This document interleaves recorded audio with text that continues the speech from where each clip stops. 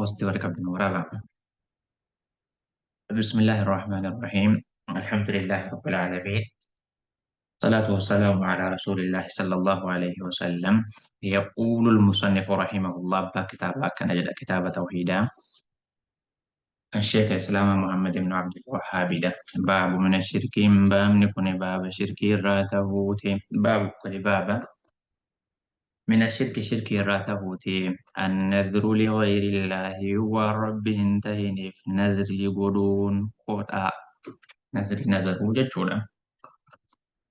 Nazrii jechuun rabbiif silatii gochuu yookiin namaaf silatii dhiyeessuu gochuu waan rabbiin namarratti waajiba hin godhin tokko ifirratti waajiba godhuu jechuudha. Kuni maali? Nazriin kun ibaadaadha. Nazriin kun ibaadaadha. Ibaadaa nama rabbiif malee hin ta'u. Eega akkas ta'eeti waan rabbi hin ta'iniif nazrii godhuun shirkiidha jechuudha. Shirkiidha jechuudha. Shirkiidha jechuudha. Nazrii jechuun fakkeenyaaf namni tokko waan rabbi hin ta'iniif nazrii gochuu jechuun ebiluuf waan akkanaa godhuun narratti waajiba takka qabriidhaaf takka maquma namaa wayii dhooftee waliyyiis ta'uu danda'a, nabiyyiis ta'uu danda'a, jibriilis ta'uu danda'a, maleekotaafis ta'uu danda'a. Nama sanitti dhihaatuudhaaf jecha ebiluuf jecha waan akkanaa godhuun qaba jechuudha. Kuni nama tokkoof nazrii godhuudha. Nama san guddisuuf, nama san ol fuudhuudhaaf, nama san itti dhihaatuu barbaaduuf jecha jechuudha. Kuni shirkiidha. Shirkiidha. Shirkii xiqqaa moo shirkii guddaadha? Shirkii guddaadha jechuudha. Waqawlillahi ta'aalaa nama asbaaba tafsiira jecha rabbii ol taheeti yuufuuna ni guutani abraartonni ni guuttatan yuufuuna hin guuttatan. Sahabonni nabii abraartonni ni guuttatanii binnadriin nadrii isaanii ni guuttatanii waan rabbiif waadaa seenan san galmaan ga'atan jechuun rabbiif waan akkasii ni godha jedhanii hin dhiisan jechuudha. Rabbiif waan akkasii godhuun qaba jedhanii waan san godhuu hin dhiisanii hin godhan jechuu. Hin godhan jechuu kana keessa rabbiin faarsaa jira. Warra waan tokko ifirratti dirqama godhee waan kana ibaadaa kana rabbiif jecha godhuun qaba jedhanii hin dhiisne eegasii guuttatan ni faarsa jechuudha. Rabbiin waan tokko yeroo faarse immoo waan sana jaallate jechuudha. Wanni rabbiin jaallate sun immoo waan mashruuca ta'ee waan ibaadaa ta'e ta'uudha nu barsiisa. Kanaafuu guutuu dhabuun immoo diliidha jechuudha. Nazrii isa guutuu waajiba. وقوله تعالى جج ربي ألتهيتي أما استفسير جج ربي ألتهيتي وما أنفقتم وأن كنت من نفقة باسي كبيرنا وانس كنت وانس بافتن ججو وما أنفقتم وان باسي بوتا من نفقة نفقار صدقار ججو أو نذرتم تكا وان نذرتم من نذر قدار فإن الله يعلمه إساني بيكاتي جرتي غلطة إساني فقالشا إسن بداس إسن سواب السججورة وأن ربي نرت غلطة نما فقالشو نما بداس مالي وان غاري خيري تججورة عبادة ججورة وفي الصحيح صحيح كيست هذا عن عائشة الراودي فمن رضي الله عنها الرب سر جالته هذا من توت عائشة على منابه أن رسول الله صلى الله عليه وسلم نبي ربي قال نجدني من نذر أن نمني نذري قولي نمني قطع قولي من نذر أن نمني في الركاء يوكي نمني أبسي سجدشودا أن يطيع الله قال الله قدو نمني أبسي فليطيعه قال الله سنها قدو هنديسني Rabbiif jecha nin salaata yoo jedhes, nin sadaqadha yoo jedhes dhiisuu hin qabu jechuudha. Nin soomana yoo jedhes, nin hajjaa yoo jedhes galmaa galaatuu qaba jechuudha. Waman nadhara namni nazrii godhe an ya'siya Allaha rabbitti balleessuu namni badii niyyatee farshoo dhuguun qaba.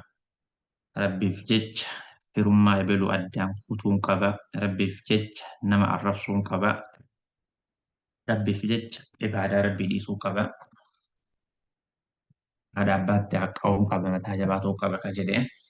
Falaa yaaqihiin badii san hin hojjetini. Falaa yaaqihiin Allahan kaallafini waan badii san hin hojjetin jechuudha. Galmaan hin gahatin. Nazrii isaa san dhiisuu qaba jechuudha. Fiihi masaa'ilun baaba dabare kana keessa gaafiidhaatu jira. Barnootaatu jira. Masaa'ilaatu jira. Al'uulaa inni tokkoffaadhaa. Inni jalqabaadhaa. Wujuubul wafaa'i. Waajibatahu alwafaa'iin guutuuti binnadri. Nazrii guutuun waajibatahuudhaatu jira jechuudha. Nazrii guutuun waajibatahuudha barannee dirqama. Wanni waajibaa waan shari'aan waajiba goote jechuudha. Wanni shari'aan waajiba goote ammoo wanni suni waan ibaadaa waan khayriitii jechuudha. Nazrii kam? Nazrii ibaadaadha jechuudha. Akkamitti baranne nazriin kun nazrii xaa'aa jedhama. Man nadara an yuxiica Allaha falyutichu jedha Nabi sallallahu alaihi wasallam. Kana jechuun salaata fa'aa, soomana fa'aa rabbiif qabi masjida keessa itti kaafataa kun qaba jettee walii jettees waan san galmaan gahatuu qabda. Kun nazrii xaa'aati jechuudha. الثانية لميسان إذا ثبت وقع مركناه وقع ثبت كونه تهو نساه عبادته نساه مالت نزرين سن جتشو نزرين سن عبادته لله عبادة الله قول متهون إيجا ثبت فصرفهون إسا كنون دوقي ديبسون إلى غيره موان الله أنتين التديبسون نما براتف وليجف صالحا نما كبري جروف ودون شركي دا والرب قفاف قدامو كابوسان شركا قوتي جرتا جتشودا والرب قفتها كابودتوسان إخلاص نكيت اللين فتجر جتشودا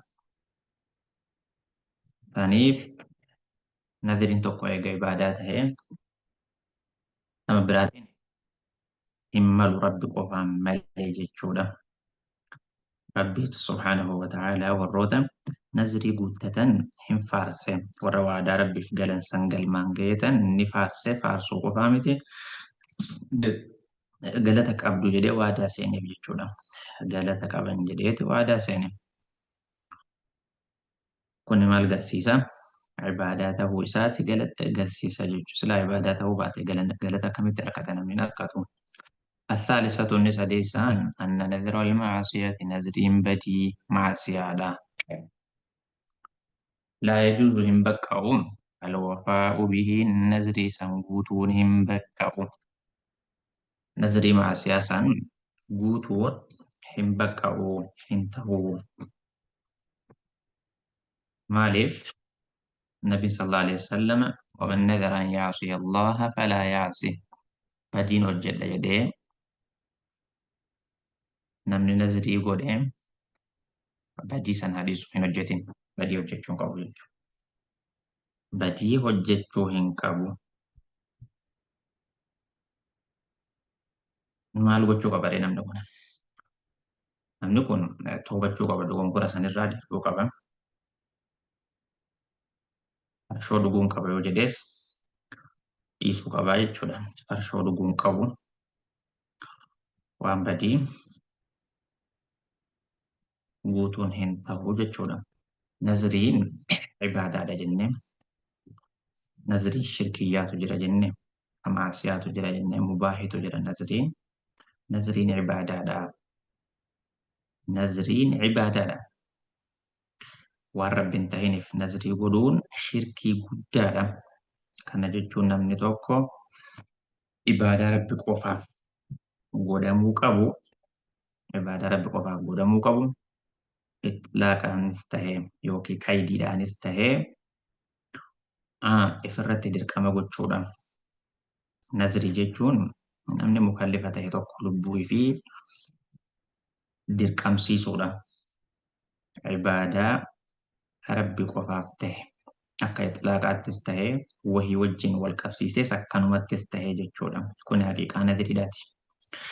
Nazriin ibaadaa ta'uu yuufuuna binnadri wa yakhaafuuna yawman kaana sharruhu mustatiiraa aayata jedhurraa eega baranneeti. Kun waan jaallatamaadha, waan karaa godhamaadha ibaadaa rabbiiti. Nazrii guutuun waajiba. وما أنفقتم من نفقة أو نذرتم من نذر فإن الله يعلمه. ربنا كنا جريم ربي النبي كايرت قالت سنيف قلتشا ربي النبي كاتي قالت سنيف قلتشا kana jechuun ni jaallata jechuudha, hin jaallata jechuudha. Rabbiin ni jaallata waan ibaadaa ta'eef hin jaallata galata irratti galcha jechuudha. Gaariidha. Wanni kun ibaadaadha, ibaada. Waa hunaa su'aalun ma'ruuf, gaaffii ajaa'ibaati. Nazriin jibbamaadha. Nabiin Rabbii akka jibbamaa ta'e hin himne akkamitti nazriin ibaadaa ta'uu danda'a? Innahu laa ya'tii bikhayri jedha Nabii sallallahu alaihi wasallam. Khayrii kan hin qabu jedhani akkamitti ibaadaa ta'uu danda'a eega nabiin jibbani? Nazriin bakka lamatti qoodama. Nazrii mutlaqaa, nazrii muqayyadaatiitu jira. Akkanumatti mutlaqumatti namni tokko akkanumatti ka'ee waan wahii wajji osoo waliin qabsiisin Rabbiif jecha waan akkanaa godhuun qaba. Raka'aa 2 salaatuun qaba. Guyyaan kana Rabbiif jecha niin soomana jedhee soomana kana ifumaa ifiitiif nazrii godhuu jechuudha. Dhimma wahiitiin wal qabsiisee miti. Haajaa wahii qaba. Haajaan sun baheetis miti. Fuula dura waan akkanaa harkatuu barbaade saniif waan akkanaa godhaas jedheetii miti. Kun nazrii mutlaqaa jedhama. Nazriin kaan immoo haajaa wahiitii wajjin wal qabateeti. Nazriin kaan nazrii muqayyadaa jechuun dhimma wahiitii wajji wal qabsiistee yoo wanni akkasii sannaaf dhugoome yoo haajaan sun naa bahe Rabbiif jecha waan akkanaa godhuun qaba. Rabbiif jecha sadaqatuun qaba. Rabbiif jecha salaatuu soomanuun qaba. Akkana jechuudha. Saniif nabiin kan jibban kan dhorkaadha. Hin jaallatamu akka amantaatti jedhan kana jechuudha.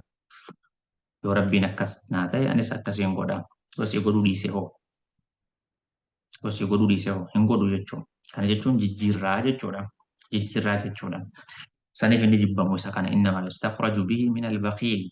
Nama bakiila namni akkasii xiqqaa qaburraa maan kennanne yoo kenneef barbaadees. Ibaadaadha. Rabbiif jecha maan goone ibaadaa. Fayyaa isa godhuun sanuu ibaadaa godhuudhaaf dirqama waan san sii xumuruu qaba Rabbiin. Saniifuu kun bakiilummaa agarsiisa jechuudha. Kuni bakiilummaa agarsiisa jechuudha. Yoo wanni sannaa ta'e yoo mucaan akkanaa naa dhalate akkasiin godhaa yoo akkas ta'e kuni bakiilummaadha jechuudha. Duuba nazrii ibaadaa kana keessa ka amma shirkiidha jedhamu ka amma asitti dubbatame kana keessa hoo nazriin lachuun seena. Abbaa kitaabaa waa'ee tawhiidaa keessatti gadi fageenyaan hubannaa namaaf kennuudhaaf baaba kana fidate. Nazrii kana keessa hin ragaa godhatee jechuudha. Nazrii kana keessa hin seena jedhee ragaa godhate. Nazriin Rabbiin hin guutan jedhee sawaaba irratti galata irratti kennuudhaaf ilma namaatiif waadaa galee nazrii mutlaqaa. Nazrii mutlaqaati. Saniifuu sun ibaada jechuudha. Rabbiif jecha waan akkasii godhuun qaba jettee waan san godhuu qabda. Waan san godhuu qabda jechuudha.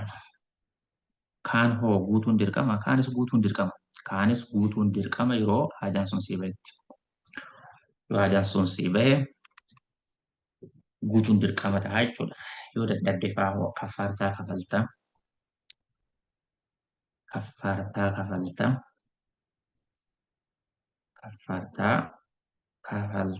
هذا والله أعلم وصلى الله وسلم على نبينا محمد وعلى آله وصحبه وسلم والسلام عليكم ورحمة الله وبركاته.